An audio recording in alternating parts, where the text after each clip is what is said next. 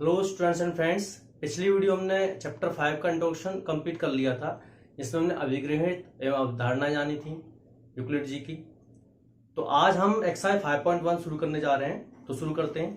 तो इसमें पहला क्वेश्चन है, निम्नलिखित कथनों में से कौन से कथन सत्य हैं और कौन से असत्य हैं, यानी ट्रू फॉल्स है पहले वाले में। तो पहला क्वेश्चन है ट्रू फॉल्स में, एक बिंदु से होकर केवल एक रेखा खींची जा सकती है। ये कह रहा है क्या कि एक बिंदु से केवल एक ही रेखा खींची जाएगी, तो ये क्या असत्य है, क्योंकि एक बिंदु से होकर अनेक रेखाएं खींची जा सकती हैं। ठीक है, जैसे यहाँ पे एक बिंदु है, ठीक है, तो यहाँ पे एक रेखा इधर चली गई, इधर चली गई, इधर चली गई, इधर चली गई, तो अनेकों रेखाएं हम एक बिंदु से खींच सकते हैं ना, तो ये क्या है, असत्य होगा। दूसरा है, दो भिन्न बिंदुओं से जाने वाली असंख्य रेखाएं हैं, तो ये भी क्या होगा, असत्य होगा। ये सत्य है, ये सत्य होगा, क्योंकि दो भिन्न बिंदुओं से सिर्फ एक रेखा खींच सकती है। दो भिन्न बिंदु हैं, एक ये रहा, एक ये रहा, तो इससे कितनी रेखा बनेगी, इसको बनाया एक ही तो बनेगी। एक इधर ले लो, एक उधर ले लो, कहीं भी ले लो, तो उनसे एक ही रेखा बनेगी। दो रेखा तो हाँ, असंख्य रेखा तो बन ही नहीं सकती है ना, सिर्फ दो, एक ही रेखा बनेगी। ठीक है, तो ये क्या हो जाएगा, असत्य। दो बिंदुओं से सिर्फ एक रेखा बनेगी। ठीक है, अब हम तीसरा देखते हैं, एक शांत रेखा दोनों ओर अनिश्चित रूप से बढ़ाई जा सकती है। बिल्कुल सही बात है। शांत रेखा को हम क्या बोलते हैं, एक तरीके से रेखा खंड बोलते हैं, शांत है बिल्कुल, इसका नाम दे दिया ये भी। ठीक है, अब क्या इसको अनंत तक बढ़ा सकता है, बिल्कुल बढ़ा सकता है। इसको इधर बढ़ा लो आप कितना भी, इसको इधर बढ़ा लो कितना भी, तो एक शांत रेखा को अनंत तक बढ़ाया सकता है, ये सत्य है बिल्कुल। चौथा है, दो वृत्त बराबर हो तो उनकी त्रिज्या बराबर होंगी, इसलिए बराबर होंगी जब वो बराबर के हैं तो उनकी त्रिज्या तो बराबर होंगी। सत्य, अभिग्रहित 4 के अनुसार वृत्त आपस में बराबर हैं, अतः इन वृत्तों की त्रिज्याएं भी बराबर होंगी। तो अभिग्रहित 4 हमने पढ़ा था, उसके अनुसार क्या होगा, ये वृत्त क्या होंगे, दो वृत्त अगर बराबर के हैं तो क्या होगा, इनकी त्रिज्याएं भी आपस में बराबर। जब बराबर वृत्त आप उनके ऊपर रख देंगे, एक वृत्त को दूसरे ऊपर की ओर रख देंगे, तो पूरा उसको ओवरलैप कर लेगा, ढक लेगा। जब ढक लेगा तो उसकी त्रिज्याएं भी तो बराबर होंगी आपस में, है ना, तो ये क्या है, सत्य है। पांचवा, आकृति 5 पढ़ना, जैसे ये बन रही आकृति, यदि ए बी बराबर पी क्यू है और पी क्यू बराबर एक्स वाई, इस पी क्यू के बराबर एक्स वाई है, यानी ए बी के बराबर पी क्यू है और पी क्यू बराबर क्या है, एक्स वाई है, तो ए बी बराबर एक्स वाई होगा, तो क्या ये ए बी एक्स वाई के बराबर होगा, तो बिल्कुल होगा, सत्य होगा ये। अभिग्रहित 1 के अनुसार वे वस्तुएं जो एक ही वस्तुओं के बराबर हों आपस में बराबर होती हैं। तो कोई भी दो वस्तुएं जैसे ये है, इसी को मैं यहां बता लेता हूं, ए बी पी क्यू और एक्स वाई। ठीक है, ए बी पी क्यू बराबर है और पी क्यू एक्स वाई के बराबर है, तो तीनों आपस में बराबर है, यानी इन तीनों एक दूसरे को रख दो तो बराबर ही तो हो जाएंगी। इसका मतलब क्या है, ए बी भी एक्स वाई के बराबर होगी, तो ये क्या है, सत्य है। ठीक है, तो पूरा पहला क्वेश्चन हमारा हो गया। हम दूसरा क्वेश्चन देखते हैं। दूसरे क्वेश्चन में हमसे कह रहा है, निम्नलिखित पदों में से प्रत्येक की परिभाषा दीजिए, यानी समांतर रेखा, लंब रेखा, रेखाखंड, वृत्त की त्रिज्या, वर्ग, इन सभी परिभाषा देनी है। क्या इनके लिए कुछ ऐसे पद हैं जिन्हें परिभाषित करने की आवश्यकता है, वे क्या है और आप इन्हें कैसे परिभाषित करेंगे, यानी इनको पता समय कोई इनमें ऐसा पॉइंट आता है, ऐसा बिंदु आता है, ऐसे शब्द आते हैं जिनको हमने परिभाषित नहीं किया, तो ये कह रहा है उसको भी आप कैसे परिभाषित करेंगे, ये बताना है। तो अगर इसमें कैसे कोई शब्द आता है तो हम उसको भी बताएंगे आपको, उसकी डेफिनेशन। चलते हैं, तो पहला जो इसको परिभाषित करना होगा, समांतर रेखा है। समांतर रेखा क्या होती है, ऐसी दो सरल रेखाएं जिनके बीच की दूरी प्रत्येक बिंदु पर समान हो, प्रत्येक बिंदु पर समान हो, समांतर रेखाएं कहलाती हैं। ठीक है, ये कभी भी एक दूसरे को नहीं काटती हैं। जैसे कि अब ये दो रेखाएं चल रही हैं, बिल्कुल ठीक है, एक ये और एक ये, ठीक है, ये हो गई पी क्यू और ये हो गई आर एस। ठीक है, ये बिल्कुल चलती रहे आगे तक, इनके बीच की दूरी हमेशा समान है, कभी आगे मिले नहीं आगे, तो क्या कहलाएंगे, समांतर रेखाएं। समांतर रेखाओं के बीच की दूरी क्या होती है, हमेशा समान होती है, जैसे रेल की पटरी बिल्कुल समांतर जाती है, बिल्कुल ठीक है, ये कभी एक दूसरे को नहीं काटते, कभी एक दूसरे को काटेंगे, तो ये क्या है, समांतर रेखाएं। ठीक है, अब हम देखते हैं लंब रेखाएं क्या होती हैं। ऐसी दो सरल रेखाएं जो आपस में एक दूसरे को इस प्रकार काटती हैं कि उनके काटने के स्थान पर बना कोण 90 डिग्री का हो, लंब रेखाएं कहलाती हैं। जैसे ये रेखा है, ठीक है, दो रेखाएं एक दूसरे को बिल्कुल सीधी काटेंगे, अब ये बिल्कुल सीधा काटेगा इसको, जब ये काटेगा तो यहाँ पे क्या बनेगा, 90 डिग्री का कोण बनेगा, 90 डिग्री का कोण बनेगा, तो ये क्या है, ये लंब रेखा है, यानी इस रेखा पर पी क्यू पर ये आर एस क्या है, लंब हो गया है। ठीक है, तो फिर से पढ़ लेते हैं। ऐसी दो सरल रेखा जो आपस में एक दूसरे को इस प्रकार काटे कि उनके काटने के स्थान पर बना कोण 90 डिग्री का हो। ठीक है, तो 90 डिग्री का कोण बनना है यहाँ पर। जब भी इस तरह का बना हो साइन समझो 90 डिग्री का कोण बनना है, तो ये कहलाएंगी लंब रेखा कहलाएंगी। तो एक दूसरे के ऊपर क्या लंब है, जैसे आर एस क्या है, पी क्यू लंब है, और वैसे देखें तो आर एस पर पी क्यू लंब है। ठीक है, तो इस तरीके से क्या हुई है, लंब रेखा है। अब पढ़ते हैं रेखाखंड। रेखा के किसी निश्चित भाग को रेखाखंड कहते हैं। रेखाखंड के दो अंत बिंदु होते हैं, इनकी लंबाई निश्चित होती है।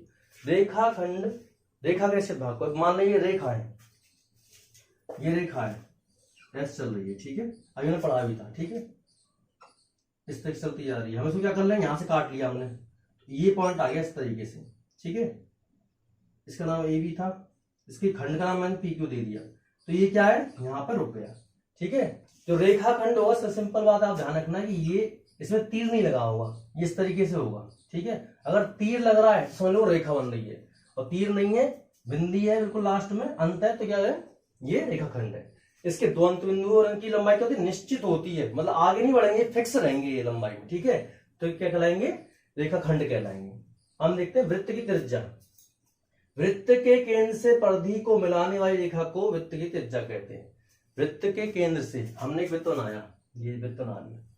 ठीक है, इसका केंद्र है यहाँ पर। ठीक है, वृत्त के केंद्र से परिधि तक को मिलाने वाली रेखा, ये क्या है, ये परिधि है, सर्कमफेरेंस। ठीक है, जो गोलाई क्या बोलेंगे, परिधि बोलेंगे, यानी पूरे वृत्त की लंबाई। तो ये क्या है, केंद्र है। ठीक है, केंद्र, और ये परिधि है। वृत्त के केंद्र से परिधि तक की दूरी को क्या कहते हैं, त्रिज्या। तो ये जो लाइन है क्या है, यहां से यहां तक की दूरी क्या है, यही क्या है, त्रिज्या है। ठीक है, त्रिज्या, इसको छोटी आर से रिप्रेजेंट करते हैं। ठीक है, ये हो गया वृत्त की त्रिज्या। अब देखते हैं वर्ग क्या है। ऐसा चतुर्भुज जिसकी चारों भुजाएं बराबर हों और जिसके सभी कोण समकोण हों, वह कहलाता है। इसकी चारों भुजाएं क्या हों, बराबर हों। इसको यार जानते ही हैं, सब आपने पढ़ा भी है, जो भी टॉपिक इसमें आ रहा है सब आप लगभग पढ़ चुके हो सभी को। ठीक है, तो ये क्या है, इसकी चारों तो भुजाएं बराबर है और चारों दूसरों पर लंबे, तो ये क्या बनेगा, यहाँ पे 90 डिग्री का अंश बनेगा। ठीक है, तो जिसकी चारों भुजाएं बराबर हो और तथा जिनके सभी कोण समकोण होते हैं, समकोण मतलब 90 डिग्री के, तो वर्ग कहलाता है। ठीक है, तो ये होगा आपका वर्ग। आज में कोई ऐसा पॉइंट मिला है जो कि हमें डेफिनेशन करना है, तो हम देख लेते हैं। एक तो हमें ये दिख रहा है सरल रेखा है। सरल रेखा तो आप जानते हैं सीधी रेखा जाती है, सीधी रेखा जाती है उसे क्या कहते हैं, सरल रेखा, जो बिल्कुल सीधी जाती है। और कोई बिंदु, इनकी चलो मैं डेफिनेशन लिख दूंगा आपके लिए। बिंदु हो गया, और काटती हैं क्योंकि काटने समय बना पर 90 डिग्री कहाँ बनता है। ठीक है, और परिधि, परिधि तो मैं बताई थी आपको, ये जो वृत्त की जो लंबाई होती है गोलाई में जो गोल होती है, क्या है, इसकी परिधि है। ठीक है, ठीक है, और तो हो गया सब। ठीक है, तो इनकी एक दो डेफिनेशन है वो हम देख लेते हैं। ठीक है, फिर मैं इसको मिटा देता हूं, फिर आप करना है इसको।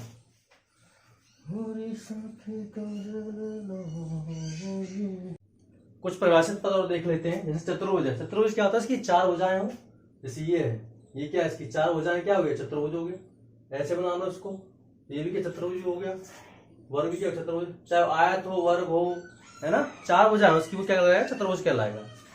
समतल क्या है, ऐसी आकृति जिसकी लंबाई व चौड़ाई होती है पर मोटाई नहीं होती है। जैसे कागज है, जैसे कोई ये कागज है, बिल्कुल इसकी लंबाई है चौड़ाई है पर लेकिन क्या होगी, मोटाई नहीं है, जो बिल्कुल प्लेन हो। यानी अगर रेखा खींचे तो रेखा सीधी जाए, मतलब अब ये रेखा क्या है, ऐसा तो नहीं इससे ऊपर उठ गई हो, बिल्कुल चिपक के जा रही है ना, तो वो क्या कहलाएगा, समतल कहलाएगा। ठीक है, और समकोण, जिस कोण का माप 90 डिग्री वो समकोण कहलाता है। जैसे ये है, ये सीधी रेखा है, सीधी रेखा है, यहाँ पे क्या बोलेंगे, 90 डिग्री कोण, उसको बोलेंगे हम समकोण बोलेंगे, समकोण। ठीक है, बिंदु क्या होता है, बिंदु की लंबाई चौड़ाई और मोटाई नहीं होती। बिंदु है डॉट, यहाँ कहीं रख दें, टिप ऑफ पेंसिल, यहाँ पे हमने मार्कर का डॉट लगा दी, तो क्या है, यही क्या बिंदु है, ना तो उसकी लंबाई है, ना मोटाई है, ना चौड़ाई। ठीक है, तो नेक्स्ट क्वेश्चन देखते हैं, तीसरा। इस क्वेश्चन में हमसे कह रहा है नीचे दी गई अवधारणाओं पर विचार कीजिए।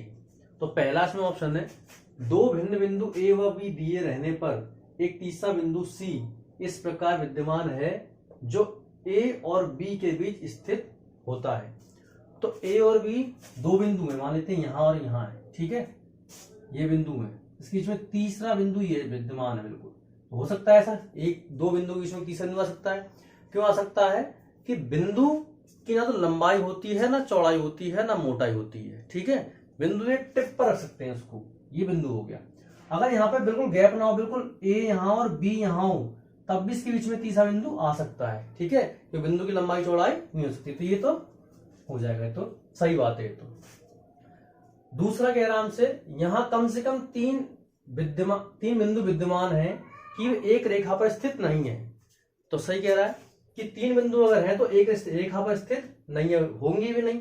जैसे ये बिंदु एक और ये ए और बी, ये दो बिंदु है यहाँ पे, एक यहाँ पर, यहाँ पे।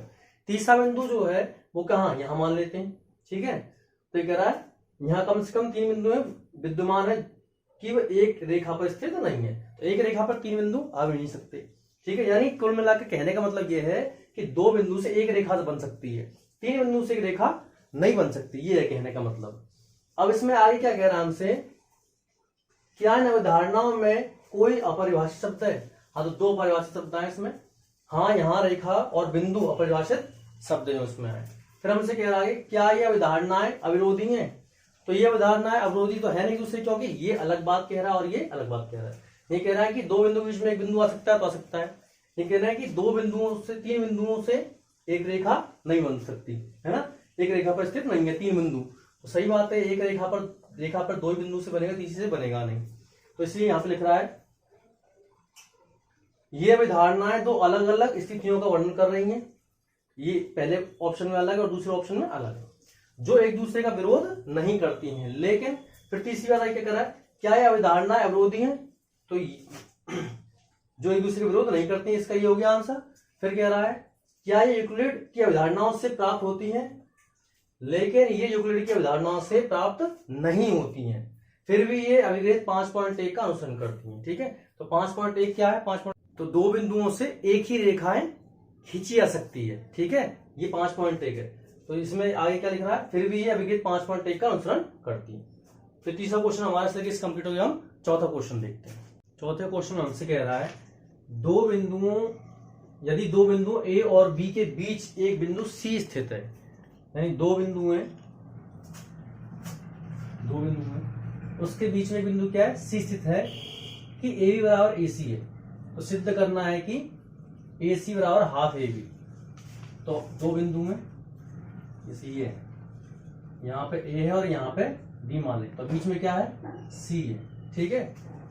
तो हमें क्या सिद्ध करना है, पहले तो दिया ही लिख लेते हैं। क्या दे रखा है, दिया है, क्या दे रखा है कि ए सी बराबर बी सी है, ए सी बराबर बी सी।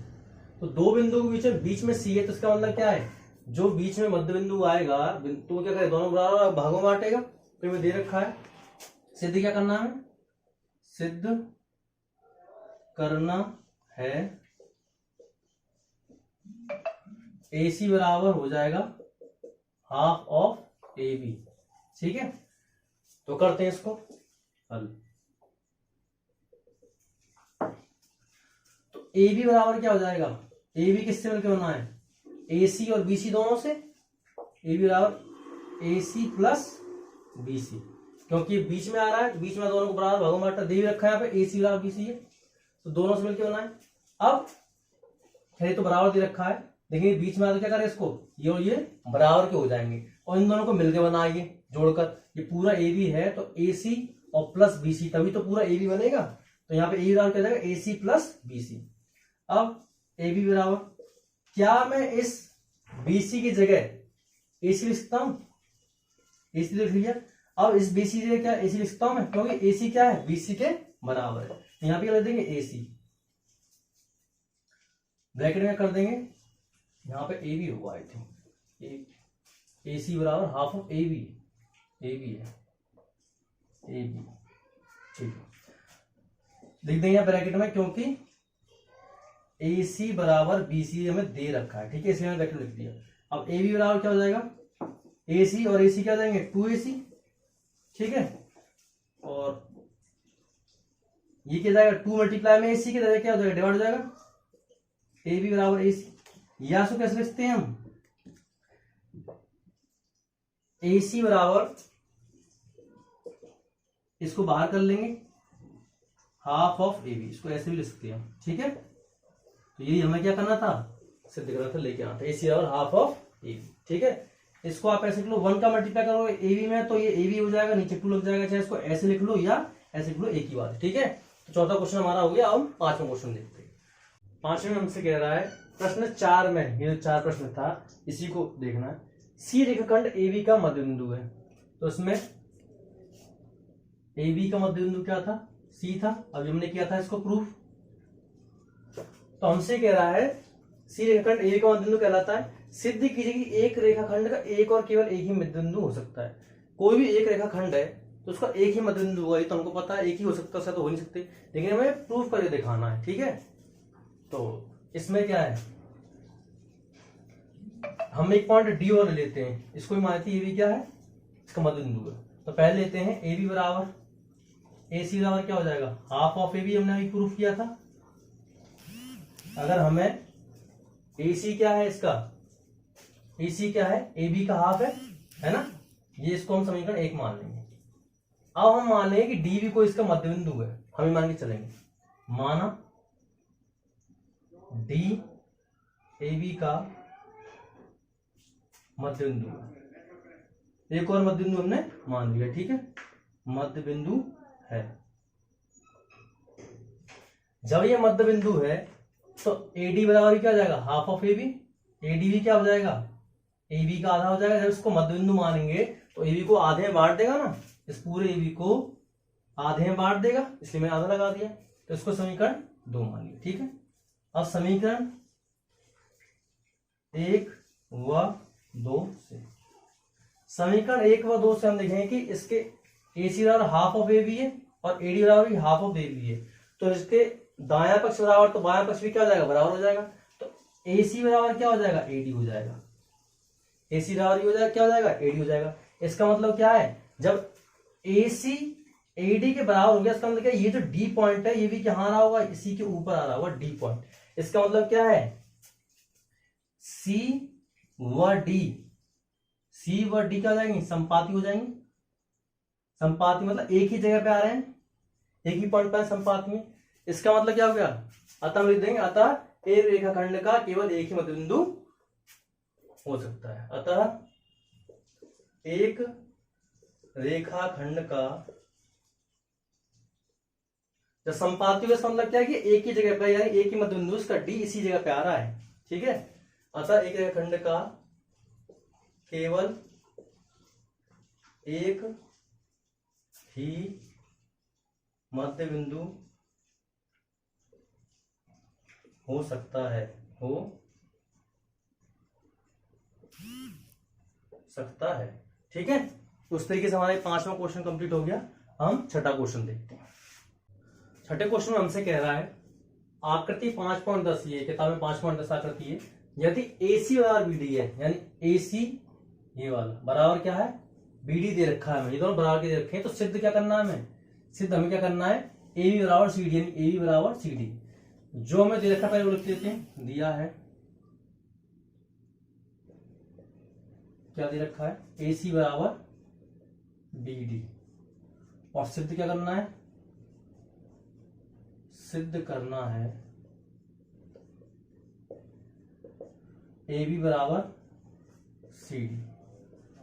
जब भी हम सिद्ध करते हैं अक्सर जो चीज हमें दे रखी है तो हम उसी को चीज को ज्यादा लेते हैं, तो हम करते हैं यहां से हल। हमें क्या रखा है AC बराबर BD, तो हम लिखेंगे AC बराबर BD, ठीक है। अब एक चीज ध्यान देंगे हम, यहां से यहां तक में, यहां से यहां तक में ध्यान देंगे। AC है, AC किन किन चीज को मिलकर बना है, एक तो AB और प्लस BC, इन दोनों को मिला के तो AC बना है, AC पूरा, इन दोनों को प्लस करके ये पूरा AC बना है, ठीक है। तो हम क्या लिख देंगे इसी जगह AB प्लस BC, ठीक है, AB प्लस BC।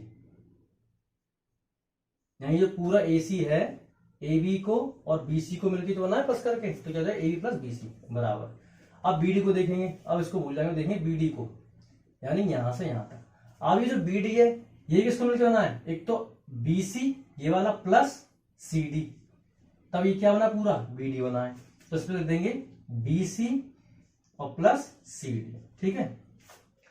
अब हम एक चीज ध्यान रखिए, जब भी बराबर आ रहा हो बीच में और दोनों तरफ सेम चीज हो और सेम साइन हो, यहां भी BC है यहां भी BC है, ये भी प्लस का ये प्लस का, तो ये भी क्या हो जाएगा आपस में कट जाएगा। वैसे हम इसको उधर इक्वल के उधर ले जाएंगे, बराबर के उधर ले जाएंगे, तो माइनस को कट जाएगा, माइनस प्लस, तो हमने यहीं से ही काट दिया इसको। तो बचा क्या, AB बराबर CD। हमें लाना क्या था, प्रूफ क्या करना था, सिद्ध करना था A बराबर CD। तो ये प्रूफ हमारा, ठीक है। तो ये हमारा छठा भी कंप्लीट हो गया। हम सातवां और लास्ट क्वेश्चन देखते हैं। सातवें हमसे कह रहा है यूक्लिड की अभिगृहीतों की सूची में दिया हुआ अभिगृहीत 5 की बात करें, एक सर्वव्यापी सत्य क्यों माना जाता है। ध्यान दीजिए कि यह प्रश्न 5 अवधारणा समझ नहीं है, यानी अभिगृहीत 5 की बात कर रहा है, अभिधारणा 5 की बात नहीं कर रहा है। तो अभिगृहीत 5 क्या है, यूक्लिड की अभिगृहीत 5 के अनुसार एक पूर्ण अपने भाग से बड़ा होता है, ठीक है। तो इस क्वेश्चन में कुछ और रह गया क्या, देखता हूं। इसको सर्वव्यापी सत्य क्यों माना गया है, क्वेश्चन पूरा है, इसको सर्वव्यापी सत्य क्यों माना गया है। तो पहले अभिगृहीत 5 क्या है, एक पूर्ण अपने भाग से बड़ा होता है। इस अभिगृहीत को सर्वव्यापी सत्य इसलिए माना जाता है कि क्योंकि विश्व के किसी भाग में किसी वस्तु के लिए यह सत्य होता है। बिल्कुल सत्य बात है कि कोई भी भाग है वो अपने से तो बड़ा ही होगा ना। वैसे भी जैसे हमारा पूरा शरीर है, हमारा हाथ हटा दें यहाँ से, तो हमारे हाथ से तो पूरा शरीर बड़ा ही होगा ना। हमारी उंगली से, उंगली को अलग कर दें तो हमारे शरीर से पूरी उंगली जो है हमारे शरीर से तो छोटी हुई नहीं, हमारा शरीर तो बड़ा होगा ना। हमारा शरीर पूरा भाग हो गया इस उंगली का, है ना। तो ये क्या है, कम है। ऐसी कुछ भी चीज ले लो, हम एक लाइन ही ले लेते हैं, ये पूरी लाइन है AB यहाँ तक, इसका छोटा सा टुकड़ा हटा दें तो छोटा सा टुकड़ा जो है वो पूरी लाइन से तो क्या है, ये जो पूरी लाइन है, छोटा टुकड़ा तो इससे छोटा ही है ना, कम है ना। ऐसे सर्कल ले लें, सर्कल का एक टुकड़ा ले लें तो क्या है, ये सर्कल का एक टुकड़ा जो है पूरे सर्कल से तो छोटा ही होगा ना।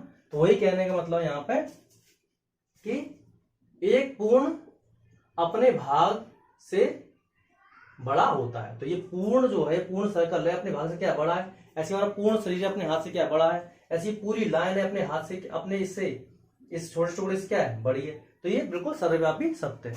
तो इसी तरीके से हमारा ये क्वेश्चन कंप्लीट हो गया, हमारी एक्सरसाइज कंप्लीट हो गया, हमारा चैप्टर भी कंप्लीट हो गया। इसके बाद छठा चैप्टर है वो मैं पहले ही डाल चुका हूँ यूट्यूब पे। 7वें चैप्टर की एक्सरसाइज 7.2 तक मैं पहले ही डाल चुका हूँ, आप जाके उन्हें देखें। अगर आप इस चैनल पे को पहली बार देख रहे हैं हमारी वीडियो को, तो आगे की वीडियो के लिए आप सब्सक्राइब कर सकते हैं। अगर आप सब्सक्राइब कर लेंगे तो आपके पास समय से वीडियो पहुंच जाएगी। तो मिलते हैं नेक्स्ट वीडियो में। Thank you so much.